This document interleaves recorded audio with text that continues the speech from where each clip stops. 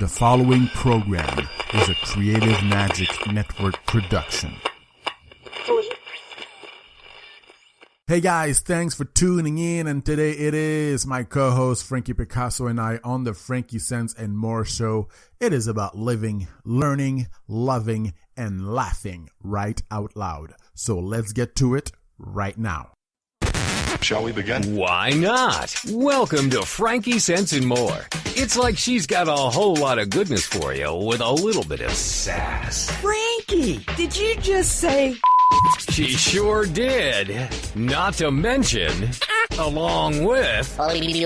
Whoops. Join us now as Frankie Picasso and her new co-host mix it up with authors, musicians, and interviews with world-changing people. Let's begin, pal. Okay, let's begin now, because it only makes sense. Well, hello there, and welcome to Frankie Sense and More. I am here with my co-host, Frederick Bai. Hello. We are going to bring you a great show. We do have a good show for you today. Our guests are Dr. Beth Darnall. She is a Clinical Associate.Professor in the Division of Pain Medicine at Stanford University. She's going to be coming up shortly. And Jacob Cramer, he's a high school student from Cleveland who founded a nonprofit. Now, at first blush, you might think that these two guests have nothing in common, but I think they have a whole lot in common. But first, here's Fred with our positive global goals moment. Yes, I mean, today we have an interesting story, and it's all about the global goal number 4, which is quality education. What's more important than quality education? And this guy does something that I love, because I love to read. And this barbershop gives money back to kids who read aloud during their haircut. That's right. The barbershop is called the Fuller Cut Barbershop in Michigan, and he gives discounts to kids and who read the books aloud to their barbers while they're getting their haircut. And oftentimes the kids end up with a $2 discount, and it's pretty cool. And, you know, he says that they get compliments from teachers all the time, and that his community has really embraced the idea. And also, I think it said something really cool, and I will quote him here. He says when little kids that don't really know how to read or what's going on see an older kid in the chair with a book and then grab a book too, that's what's important. Because when a kid thinks it's cool to read, that's a gift. And that is true. I personally learned so much from reading. And also, he ends the interview saying, if we can get kids to come back to the Fuller Cut as adults in college, and they tell us, because of you guys had us read here, it made me want to be a writer or journalist. That's really the end goal. That's so cool. Yeah, so that's fabulous. I love to read. I believe in reading. Reading changes the world, changes ourselves. Anyway. Absolutely. Yeah. I think girls and boys read different things. I mean, I had sons and daughters, and, you know, my boys like science books. They like, you know, real stuff. They like to read about nature. And girls, you know, they like to read fiction and different kinds of things. So I think we like to read different things. But, you know, definitely it's a great community effort to help children read. And I think that's terrific. Yeah. Kudos to the barbershop there. Sure. Absolutely. Yeah. Okay. Well, let's introduce Dr. Beth. Now, she is a pain psychologist and scientist. Dr. Beth Darnall is her name. She's also the author of the Opioid-Free Pain Relief Kit and Less Pain, Fewer Pills, Avoid the Dangers of Prescription Opioids, and Gain Control Over Chronic Pain. She's a past president of the Pain Society of Oregon and is a current co-chair of the Pain Psychology Task Force at the American Academy of Pain Medicine. Her NIH-funded research investigates mechanisms of pain catastrophizing and the effectiveness of a single-session pain catastrophizing treatment that she has developed. Wow. Please welcome Dr. Beth. We're going to call you Beth if that's okay. Yes, absolutely. And Frankie and Fred, thank you so much for having me. Oh, Awesome. It's our pleasure. Yeah. You know, in your book, you seem to advocate for pain patients not to use opiates. Can you explain your position on this? Yeah, so here is, it's a little more nuanced than that. My position is that everybody should have access to the right information so that they can best control their own experience, reduce their own distress and their own pain. And by doing so, they will need less medication. So despite the titles of my book, I'm actually not anti-opioid, but I do think, and almost everyone agrees, that it's in everyone's best interest to take fewer medications. And I am highly invested in providing a pathway for people to be able to do that, so that even if they take opioids going forward, they'll be able to make informed choices because they understand the risks and the benefits, and they're able to use different strategies that help them need and use as little of the medication as possible. And then that helps reduce their risks and their side effects, and it allows them to have more control over what's happening in their lives. I can agree with that. I don't think I've ever said this on air before. I have been on opioids for 15 years after a motorcycle crash. And I got down from like enormous amounts to as little as I possibly think I can. And even to the point where I said to my doctor, I'm ready to go off. And, and she looked at me and she said, are you crazy? Like you won't even be able to walk around. Now, I don't really talk about my pain that often, but I mean, it's always there. I'm also a hypnotherapist, so I do understand how to, hypnotize for pain, how to use, hypnosis as a means for pain. The one thing I will say that I think was missing in your book, and maybe it was just an oversight, but I found personally, when I was in the hospital, even because I was there for 6 months, massage lowered my pain medication by like double, really lowered it. Wow. Yeah, interesting. Well, I'll tell you, there are numerous strategies that people can use to help reduce their pain. In my books, I focus pretty specifically on the psychological pathways versus, acupuncture or massage or many other techniques. That's not to minimize the fact that this can be incredibly helpful, but I tend to stick to my area of expertise in my books.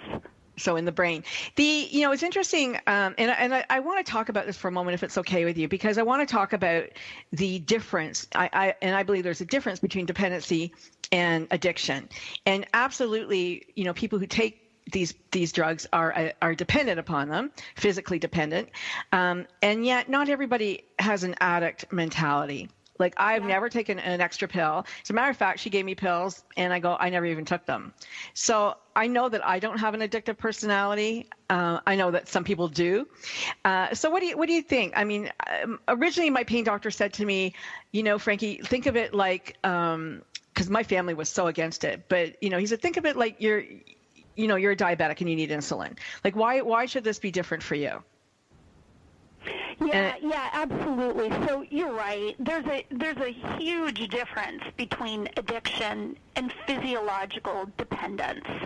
And if anyone takes opioids long-term, regularly long-term, you'll become physiologically dependent. That's true for you. That's true for me. Right. That's true for anybody.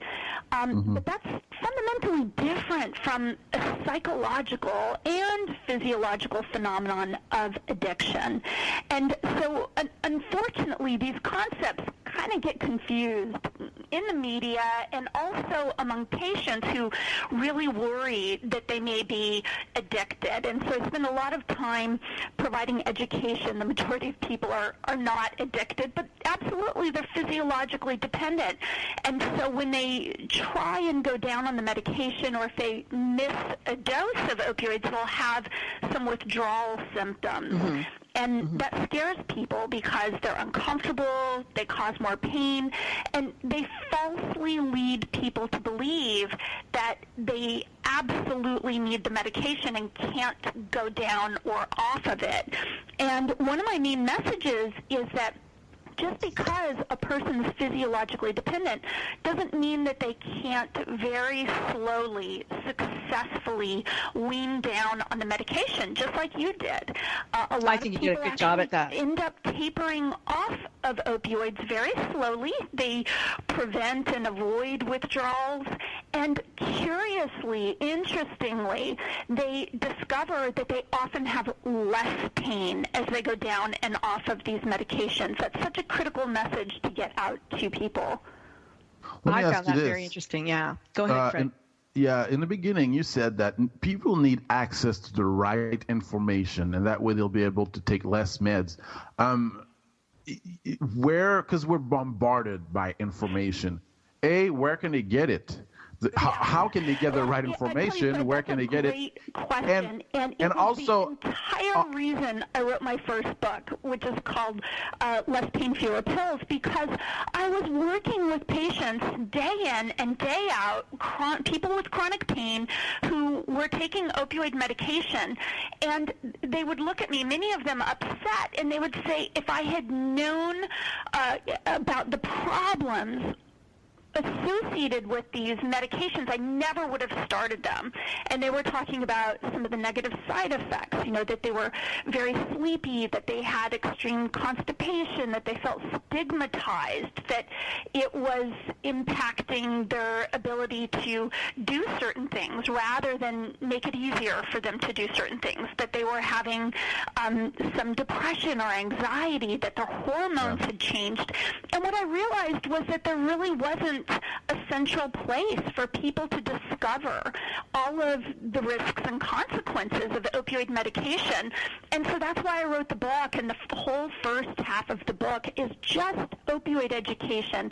I always say I'm really not invested in whether or not people take opioid medication, but I'm highly invested in people making informed choices, being in control of their choices, and helping them with alternative pathways so that they can minimize their risks. I feel that that's absolutely critical. I agree. And I think you did a really good job of that. I think, learning to breathe through pain and learning to relax and because I know, when you're in pain, you tend to tense up in your shoulders and your neck, and it affects, every area of your body, really. And so when you can relax that, then it eases a lot of symptoms, for sure. Yeah, it's true. And it even goes one step beyond that. Our brains and our spinal cord, our nervous system is really primed to react to pain because, pain is a signal that has helped us survive. And so it really gets our attention. And I'm going to have to cut you off because we're going to commercial. But I want to talk about chronic pain.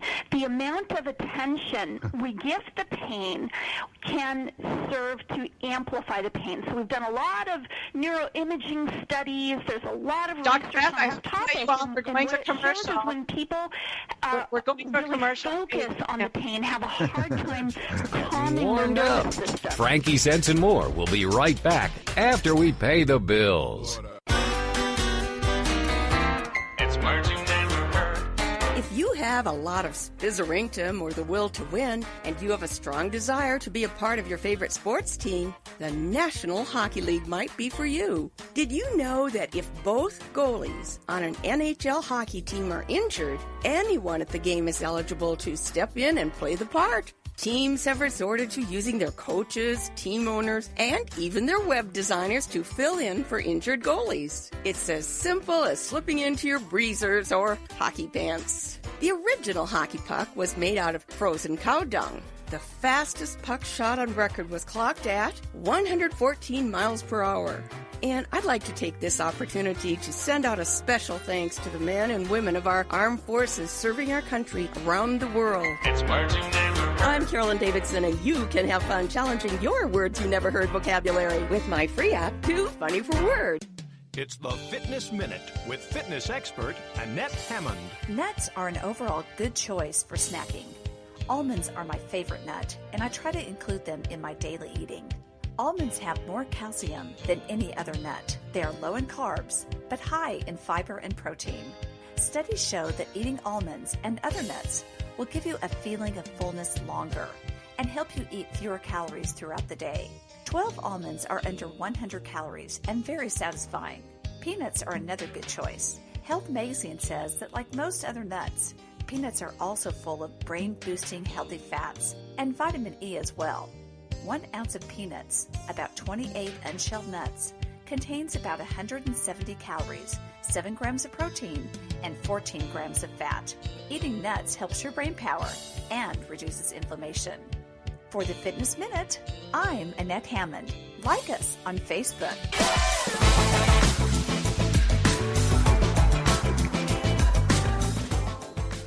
Okay, and we're back with Dr. Beth Darnall. We were just speaking with her, and Jacob Cramer's coming up in a moment. And, of course, Frederick Bai is here.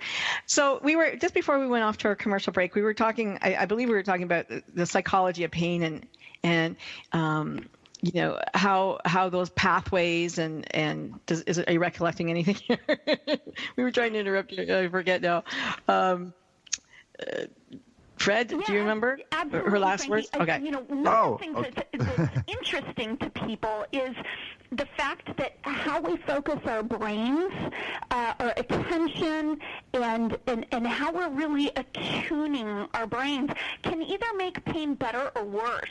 Mm-hmm. And so that's why it's so important that people learn the right skills to be able to control what's happening in the mind, to be able to calm the nervous system, because it actually can directly reduce pain processing in the nervous system.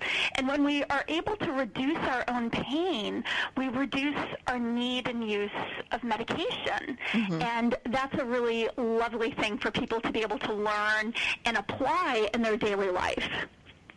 So just to make sure and clarify for everybody who's listening, people who have read your book or thought about reading your book, you are not opposed to taking medication. You're just saying that there's other methodologies that you can use in conjunction to lower your need for taking pills and things like that. Is that absolutely? Okay. It's in everyone's best interest to need and use as little medication as possible. I know that people don't want to take pain medication, but they just want less pain naturally, of course. And so what we know from the research is that pain is not best treated by pill alone. It's best treated with a multimodal approach. And I'm really passionate about helping empower people to learn skills and information so that they can best control their own experience. Pain medication may still be one part of the equation, but it's just one part. It's not the whole story. Like, I know that you mentioned in your book about doctors that they're not, they get like about an hour on pain, when they're going through school. But the other side of that is that it's so difficult for them to hand out opiates and things like that now, or any kind of narcotics, that they just don't do it. They just don't do it. Well, and so they're like, no, I don't even want to start that. The CDC issued guidelines on prescribing opioids for chronic pain. And while there's no laws against it, there's a strong recommendation that they be minimized for chronic pain, because the data, research studies, results from research studies suggest that they simply don't do a very good job long term, and there are a lot of risks associated with them. Now, these are big studies that include, hundreds and thousands of patients. I know I've worked with people for 10 years, and I have seen people who really need the medication and do well on it, but they take it mindfully. And again, it's one part of their plan, but to simply write a prescription and send people away, and that's the only strategy, we know that doesn't work well. But you're right, now there's more pressure to not prescribe at all, and that makes it that much more important that patients learn everything they can to best help themselves. It seems to me now, as a guy looking from the outside in, that the Western medicine is still shy, because you talk about mindfulness and meditation, and they're still shy of those of the Eastern type. You know what I mean? Like they're still. It seems that they want to give it. What has been coming forward in recent months is that the best evidence is showing that mindfulness-based stress reduction and cognitive behavioral therapy are effective for reducing pain intensity in people with chronic pain. I mean, it's really becoming clear. These are high-quality studies that are being published in top medical journals, JAMA, Pain Medicine, etc. And so more and more the evidence is coming forward to help enlighten the medical profession and the public. Right. Let's dive a little bit deeper into mindfulness to help with pain. Fred, we're gonna bring Jacob on. Okay, cool. Yeah, we're going to bring Jacob on. Sorry. We'll come back to that. So let me introduce you to Jacob. Jacob Cramer is a 16-year-old high school junior from Pepper Pike, Cleveland, who calls himself an ordinary teen. He likes writing, traveling, baking, playing in his high school's marching band, and running cross country. But I think that he's anything but ordinary. He's extraordinary. He runs and operates a global nonprofit organization he calls Love for the Elderly, which today has impacted over 15,000 seniors. Let's welcome Jacob and find out how he started this great organization. Hi, Jacob. Welcome. Hi. Thank you so much for having me. You're off school today? Yeah, I am. Great. Awesome. So you started, your nonprofit. How did it begin? Tell us your story.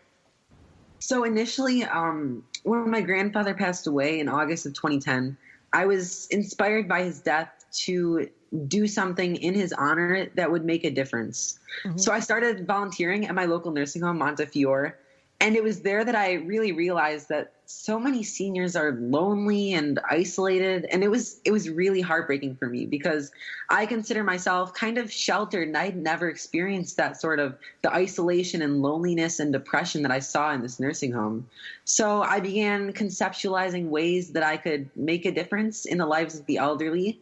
So I sat down in my living room one night and started just writing letters of kindness, and from there, Love for the Elderly was born. Wow. You in one of your TED Talks, I love it. He's 16. He does a TED Talk. I love it. I'm sorry? I said 16 years old and he does TED Talk. Yeah. And you talk about the sunflower analogy. You got to tell us that. Talk to us about it. Yeah, so sunflowers, I think they're a great analogy for so many things in life, but specifically how they bloom and blossom. They're really beautiful, and just like a sunflower, when you tend to an elderly person or any person really, they are really able to shine and let their true inner self shine as well. Mm-hmm. Well, you started Letters of Love, where you have gotten other teens and young people from, I think, South America to write letters to American elderly, to seniors, so that they can, practice their English, and these folks get nice letters. You started Senior Buddies this year, I think, and Sunshine Box. So you've got 3 programs going. Tell us a little bit about your programs. Yeah, sure. So Letters of Love, that was my initial program when I talked about writing letters to my local nursing home. Since then, it's expanded, and I've received 15,000 letters from 51 countries and 6 continents. Wow. And these are just letters of kindness and love that I send out to nursing homes across the globe. And they're just intended to put a smile on the elderly recipient's face. So these are handwritten letters? Yeah, they're all handwritten because I'm trying to bring back the art of handwritten letter writing. Nice. Hey, man. Wow, that's nice. That's nice. Good. And so Senior Buddies now, what's that program? Senior Buddies, I started it this year in February, and basically I paired with a school in Sao Paulo, Brazil. It's a really poor school, and these students are just learning English, and they are pen pals with some seniors in Portland, Maine, and they've been writing for months. They got the chance to Skype, and it's been really amazing. They were featured in a national Brazilian TV show, which was really incredible because it was great publicity. And so it's been really great to watch their relationships blossom. That's awesome. And now your Sunshine Box? Can I just say one thing, Frankie and Fred? Yeah, please. Go ahead. Well, first of all, Jacob, what you're doing is amazing. And I also want to say this is so relevant to pain. First of all, older people have more pain, and one of the things that we know is that social isolation amplifies pain intensity and just also distress about pain. And what I love about what you're doing is that you're connecting people in this beautiful way, and that can be powerful medicine for them socially, but also to help alleviate suffering. So I just want to say thank you for all that you're doing. Oh, thank you so much for your kind words. I appreciate that. I told you that there was a connection. One topic I think that you're so right on point, because my family is from Africa and my family is from the Caribbean, and I see the elderly over there compared to the elderly here. Mm-hmm. And, it's almost like here we lock them in the nursing home somewhere and we kind of leave them there. But when they're over there, in Africa or the Caribbean, man, the elderly people, they're the voice of wisdom. I mean, when grandma speaks, you listen. Yeah, totally. So talk to us a little bit about that, because I know you talked about it on your TED Talks. Hello? About how we treat our elderly? Yeah, the elderly in America versus the elderly in other countries. Yeah, so other countries, the elders are really regarded as with the utmost respect, and they're really looked up to. And then sadly here in America and some other civilized nations, that's not the case, it's really sad and heartbreaking to me, because it's just the way that our society runs and functions, and something needs to be done to change that. So that's what all of my programs and initiatives try to combat, to bridge that gap of isolation and really make sure that the youngest and oldest populations are still connected. And Okay, I know that you want to make sure we talk about Sunshine Box. Let's talk about that just before we go to our next commercial break. And then when we come back, we can talk about how these things are all funded. All right, sure. So Sunshine Box is, it actually launched recently, September 24th. And basically I create these boxes of sunshine, and they're filled with little goodies like some yellow neon sunglasses to make sure that you're never too old to be a little bit silly, and a neon yellow stress ball with a smiley face on it to squish on hard days. And I distributed those to one of my local nursing homes, McGregor, and it got a hugely positive response. Lots of seniors were crying and they hugged me.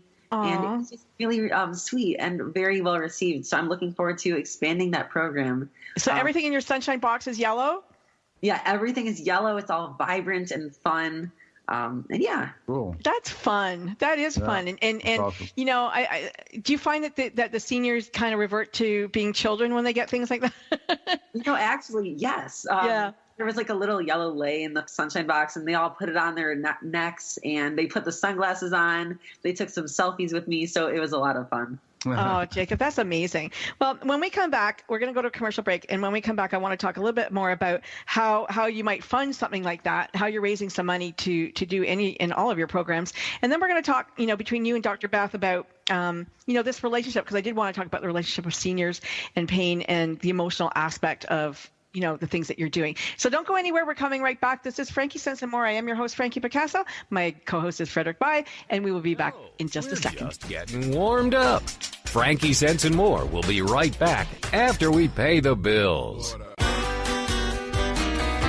It's Medicine.Her. Have you ever found yourself on an airplane seated next to a nonstop talker that you really don't have anything at all in common with? When I fly, I usually want to catch up on my reading and not have to listen to an explanator. It's even worse if they're a philodox. That's a person who just loves their own opinion.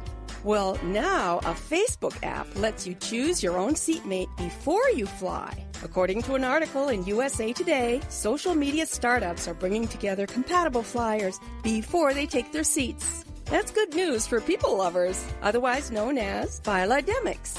A number of apps such as Planely and Satisfly are helping travelers meet not only online, but in person. Think the Match.com of travel. I love flying and have been to almost as many places as my luggage. It's Medicine.Her. I'm Carolyn Davidson, and you can have fun challenging your words you never heard vocabulary with my free app, Too Funny for Words. It's the Fitness Minute with fitness expert Annette Hammond. Many men and women drink diet sodas almost on a daily basis because they have 0 calories and are thought to be harmless. But the truth is, they are not harmless. The University of Texas found that people who consume just 3 diet sodas per week were more than 40% more likely to be obese. The artificial sweeteners that are in diet sodas lead to hard-to-control food urges later in the day. Another study by Purdue found that rats who were fed artificial sweeteners prior to mealtime took in more calories. Every once in a while, drinking a diet soda is fine. But if you're having them on a regular and even daily basis, it's time to switch to water or green tea. For the Fitness Minute, I'm Annette Hammond. To hear other fitness and weight loss tips, visit our website at AnnetteHammond.com.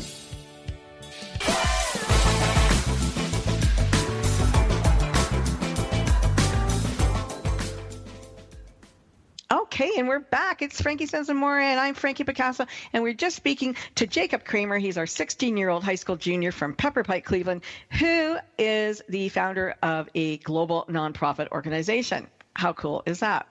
So we were just talking about Sunshine Box, and you were putting this box of, fun, yellow, funny things together for your seniors, but, that can get expensive, one person at a time. So how are you going to fund that, Jacob?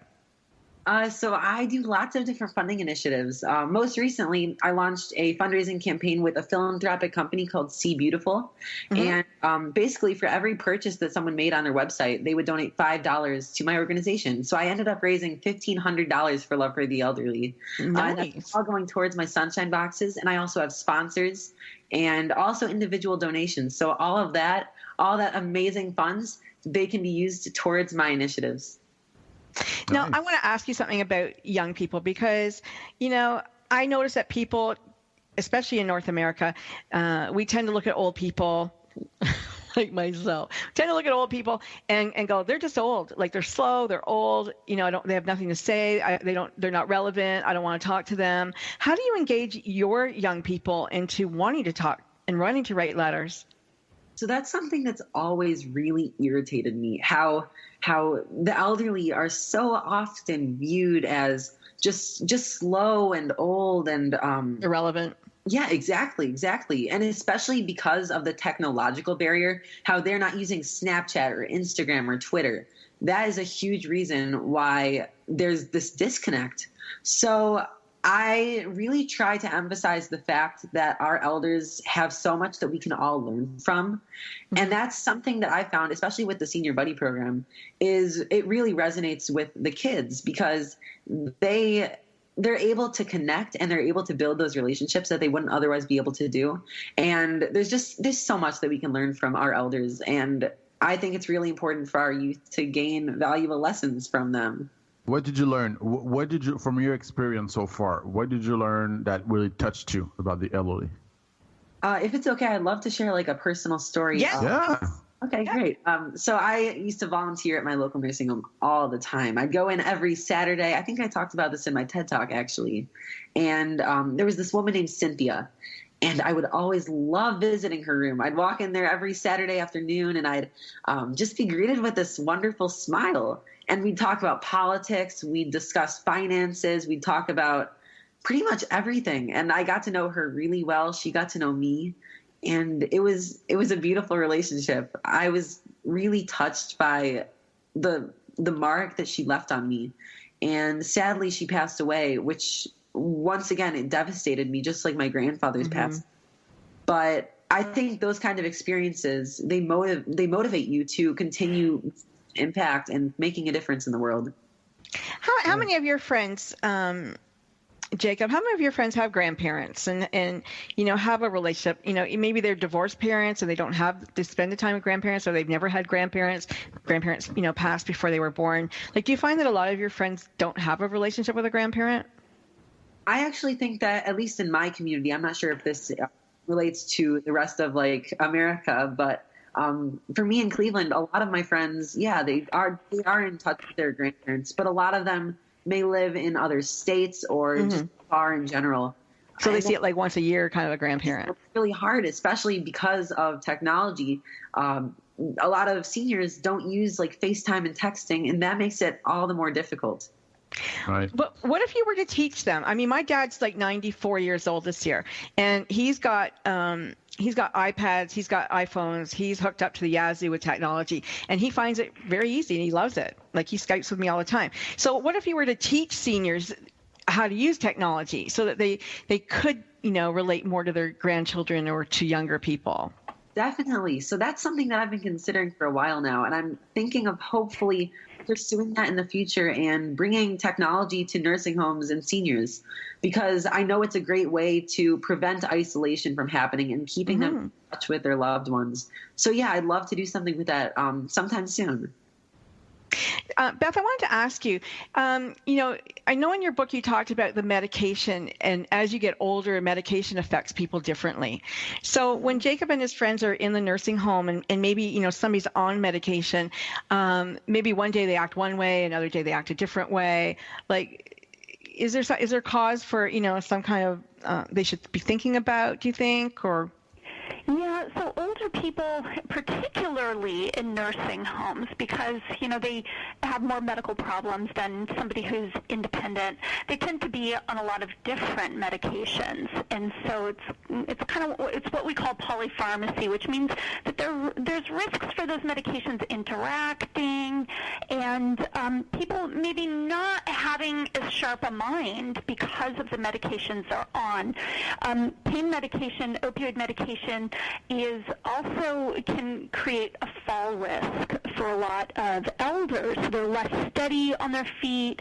They may have worse balance as a consequence of the medications. And so these are just things for people to be mindful of. And it's always in everyone's best interest, to use as little of the medication as possible, and to focus on managing pain in different ways. And, as I mentioned earlier, I love what Jacob is doing, because he's, what we know about pain is that it's not just a physical experience. It affects so many different areas of our life. We talk about it being a biopsychosocial phenomenon, and his work is really targeting some of these social impacts, these social areas, social connection, which can serve to actually reduce pain, isolation, suffering. It's great medicine for elders. Right. Let me ask you this, Beth. You've been treating adults with chronic pain for 15 years, and you lived through your own chronic pain experience. Talk to us a little bit about it. Yeah, indeed. I had chronic pain when I was younger, really about Jacob's age and even younger. And what happened to me is not uncommon, and it is that I had chronic pain, and I went through a very stressful experience in my life, where at the age of 19, the person I was closest to was killed. And so naturally, this was incredibly stressful, distressing, and my pain worsened. It really was out of control, and I simply didn't know what to do or how to control it. Like most people with pain, I just didn't have the right information. So I sought help at the hospital, and nobody, they ran tests and they did what doctors are supposed to do, but they really couldn't find any answers. And they sent me home with a prescription for opioids. And, on the surface, they were doing their job because they're treating pain, theoretically, but actually what I had was pain that was being greatly exacerbated by some of these psychological and social factors in my life. It was grief. It was stress. And so my story serves as an illustration of how, yes, we have chronic pain, but it's everything else in our lives that feeds into the pain experience and can be worsening it without us even knowing it. So we want to be sure that we're treating our whole life and all of these factors. I got myself off of opioids. I had to learn how to manage my pain differently, and I had to do that the hard way because I didn't have anyone to help me. There were no pain psychologists helping me, but the information that I figured out, that I learned, is now known to be evidence-based medicine, and it's the information I write about in my books. That's interesting that Jacob, have you ever had extreme pain of any kind? Have you ever broken a bone or anything? No, not really, no. No, you're lucky. You're lucky. But, the thing I was, thinking about when you were talking about that is the Band-Aid, right? They're covering the pain, but they're not finding the cause of the pain. Yeah. Right, so right. it's like they never seem to get curious enough to do that. And often it's not necessarily possible for us to find a root cause or to eliminate pain. But what's so important for all people to understand is that the choices that we make, the thoughts that we have, the emotions that we have, our level of physical activity, our social experiences, our entire lives, everything has the capacity to either make our pain better or to make our pain worse. And so simply focusing on pills misses this massive opportunity for us to manage our pain differently and for us to actually gain better control of our own experience. You provide psychological services to patients with catastrophic burn, spinal cord injury, or amputation. What are those services? How do you help somebody? I'm sorry, can you say that one more time, Fred? No, you provide psychological services to patients with catastrophic burns, spinal cord injuries, and amputations, stuff like that. I got it. Yeah. So actually, we treat pain the same, no matter what is the cause of the pain. In the past, I worked really with very severe medical conditions, so spinal cord injury, people who had the catastrophic burn and were being treated on a burn unit, people who had amputations, major surgeries. Today, I work mostly with people in an outpatient setting who have chronic pain, but also with women who have breast cancer and are going into surgery. And what we know is that some of the biggest predictors for whether our pain gets better or how much pain we have after surgery or how quickly we recover from surgery, it tends to be the psychological factors. The power of our mind is incredible. We, as humans, we tend to think of pain as being sort of a passive process, something that happens to us, or when we go to surgery, that it's just something the doctor does to us, that the surgeon does to us. But the research tells us that it's what we bring to the table. It's what's going on in our nervous system that has a profound influence on our response to all types of treatments, whether it's opioid treatment, whether it's surgical treatment, any type of treatment. And so we want to be sure that we're optimizing our psychology so that we can have a best response to these treatments. So one of the ways that we optimize psychology is to be able to take a look at what some of our beliefs are, what some of our fears about pain are, fears in general, and to be able to put a container around those, to learn how to calm those thoughts and to calm our body when it goes into a state of distress. So these are mind-body skills that we use regularly on a daily basis, and that changes pain processing. We're going to go to a commercial break. Nervous system, and actually we're going to go to a commercial break. Rewire the brain. Okay, we're going to commercial. We'll be right back. You're learning to train your brain. We're just getting warmed up. Frankie Sense and More will be right back after we pay the bills. It's the Fitness Minute with fitness expert Annette Hammond. To lose weight, we know that each day we need to burn more calories than we take in through eating, and exercise burns more calories. According to Discovery Health, a 150-pound person will burn about 60 calories while taking a 1-hour nap. 1 hour of sitting and watching television burns about the same. But if that 150-pound person takes a 1-hour brisk walk, then say goodbye to more than 250 calories. Cardio exercise like running, biking, swimming, and brisk walking are the best modes of exercise to burn the highest amount of calories and will get the endorphins flowing in your body. Those feel-good neurotransmitters boost your mood naturally. So use exercise to burn calories, lose weight, and to feel good. I'm Annette Hammond. To hear other fitness and weight loss tips, visit our website at AnnetteHammond.com. This is the TogiNet Radio Network, radio with a cutting edge.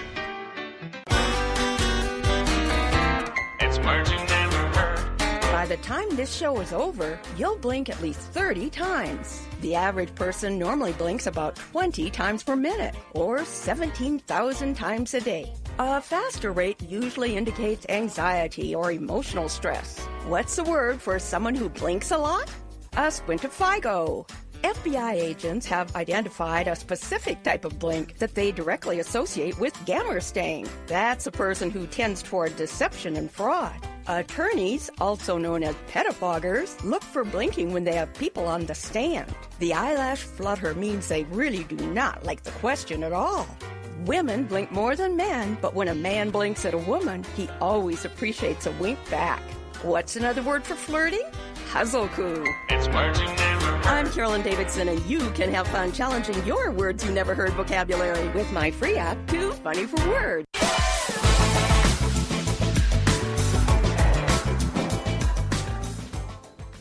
And you're still with us. Thank you for sticking around. We are, it's Frankie Sense and More, the variety show with Frederick Bai, your host, Frankie Picasso. Yes. And today we have Dr. Beth Darnall and Jacob Cramer with us.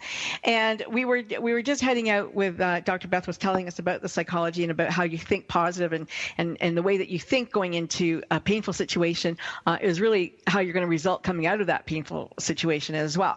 But I know Fred wanted to talk to Jacob about his grandpa. Yeah, Jacob, your grandfather has been it's a pivotal point in your life when he died. Talk to us. Why was he so close to you? I mean, why did it touch you so much? I understand your grandfather, but, what was the best quality you saw in him, and how did he live his elderly years until he died? First of all, my grandfather and I, we were so close, and I would visit him as often as I could. We'd go to weekly walks at the park or the mall. We would go on family vacations together. We went to Alaska and Hawaii, which was really amazing. Mm-hmm. And through all of those experiences, I got really close with him. And I really got to know his sense of humor, his altruism, compassion, integrity, and most importantly, his unconditional love. It all just radiated throughout him and to those that he was near. So that's something that's always inspired me.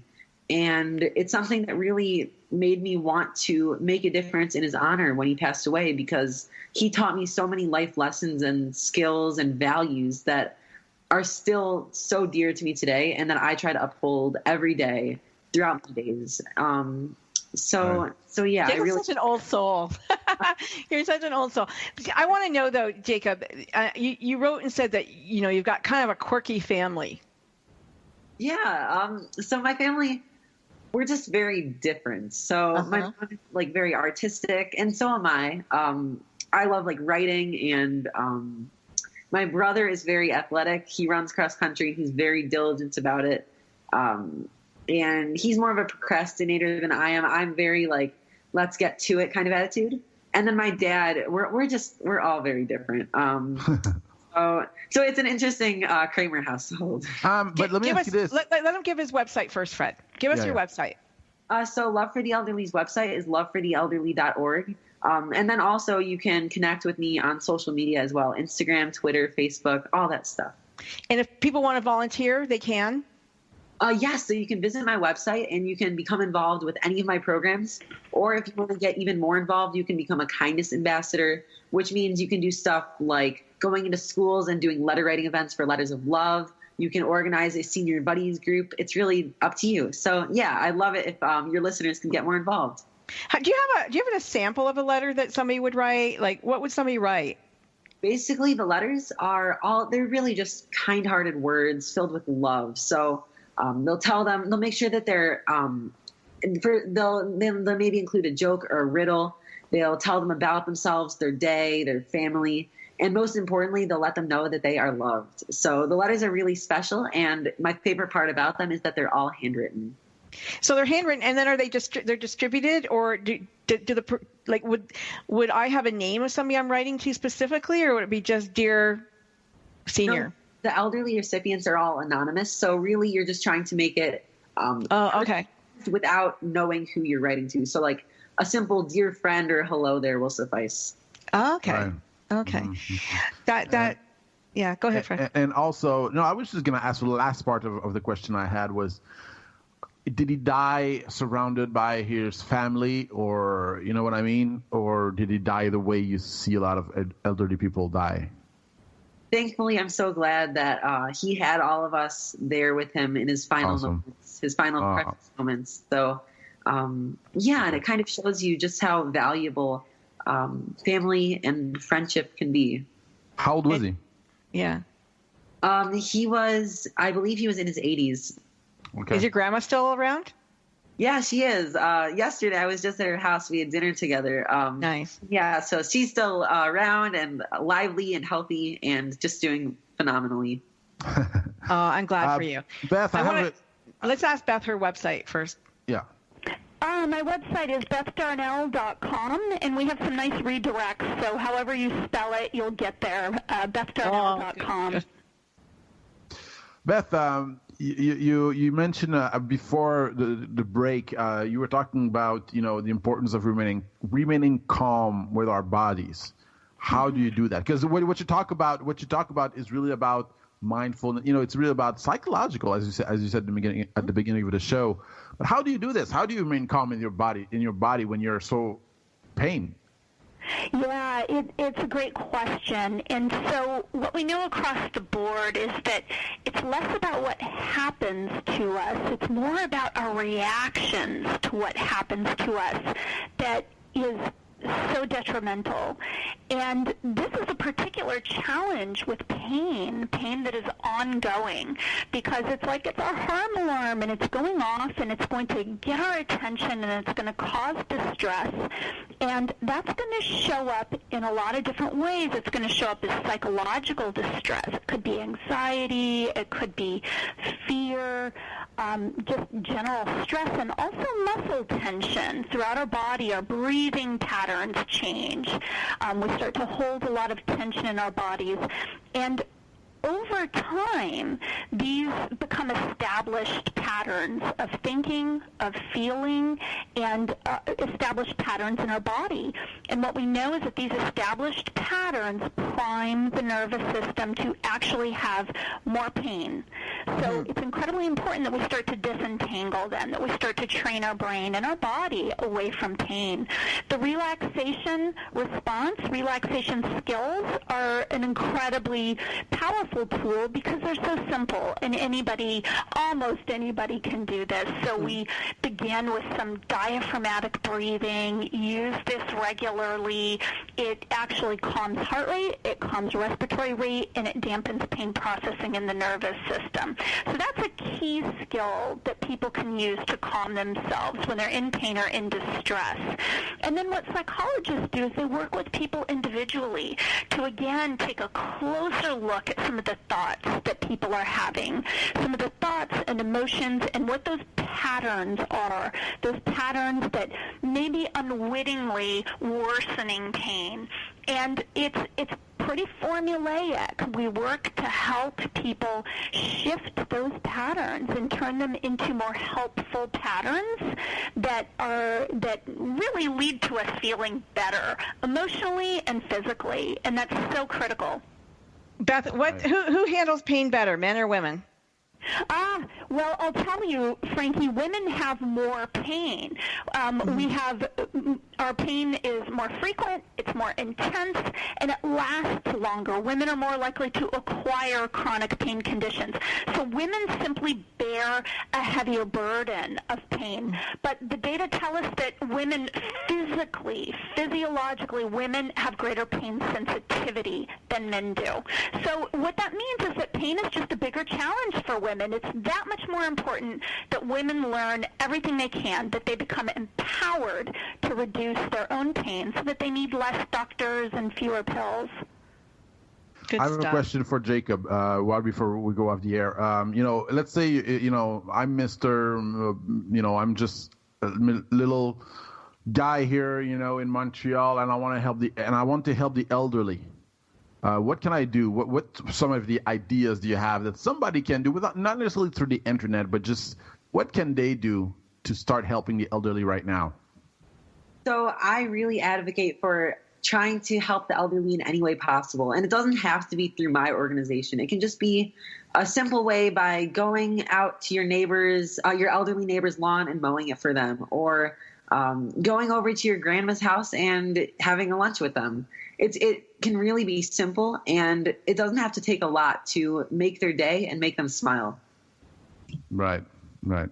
You like to cook. What do you like to cook? Well, actually, I love baking, and I bake. Baking. So I bake cookies and cupcakes and pretty much everything, and that's a lot of fun. My house always has lots of sweets. So all the mothers who are listening to this right now, we're all going to Jacob's house.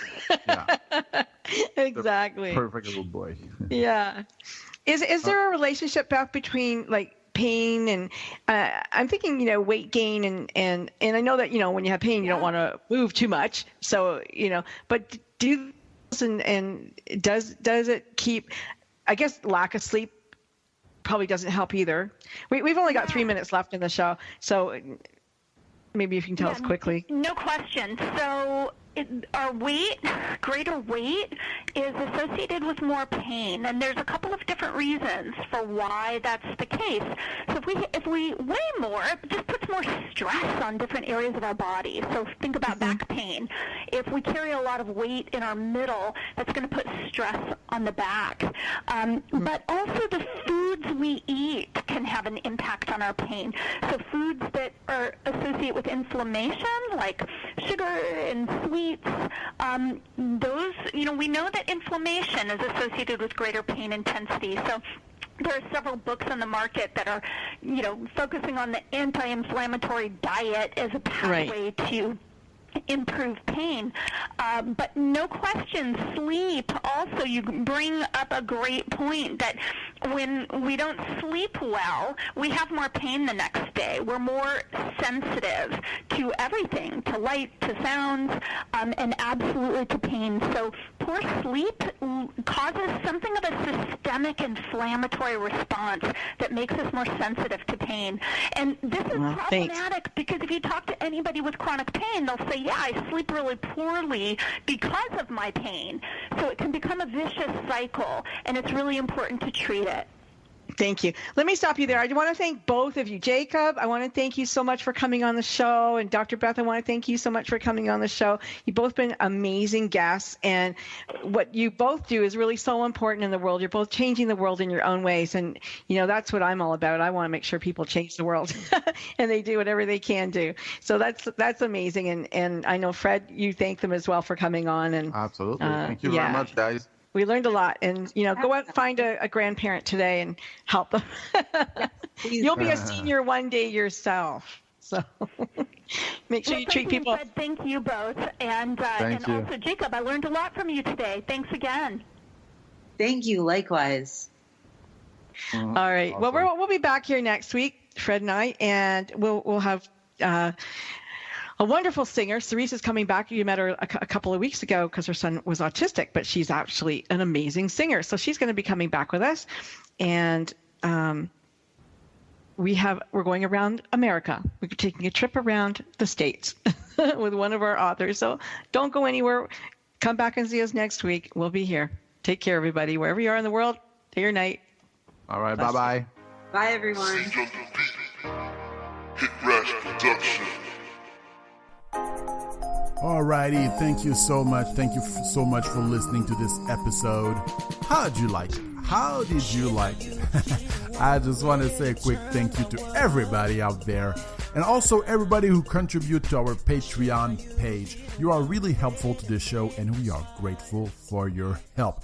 In case you're wondering, Patreon is a simple way for you to contribute to the podcast and get super cool exclusive rewards in return.